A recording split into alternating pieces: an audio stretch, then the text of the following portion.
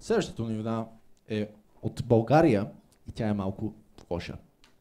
Всеки пети българин в България, става дума, страда от леко психическо разстройство, окей? Всеки пети българин.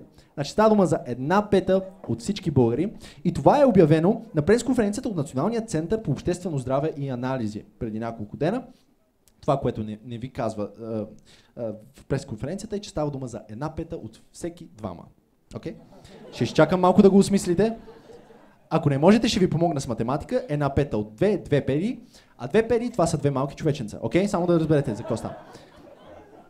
Сега, това е голям проблем, разбира се. Това е голям проблем, защото толкова много болни хора в държава, където имаме толкова малко финансиране за лечение на такива заболявания, е голям проблем. По думите на самия Петър Москов, тук се изискват луди пари. Но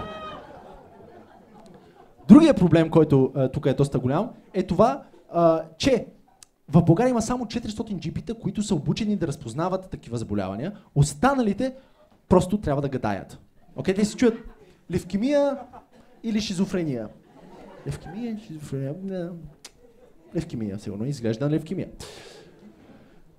Също така на тази конференция едно много интересно нещо. Доцент Христо Хинков, който е директор на Центъра за обществено здраве, на конференцията казва, че всеки един българин може да каже, че в един период от живота си е бил леко депресиран. След което доцента сляза от сцената и си прерязал вените. Но тук това, което се уточнява също на конференцията е, че проявите на това леко психическо разстройство са главно тревожност и агресия. Двете емоции, които характеризират една котка в банята и Христо Стоичков. Окей, благодаря ви.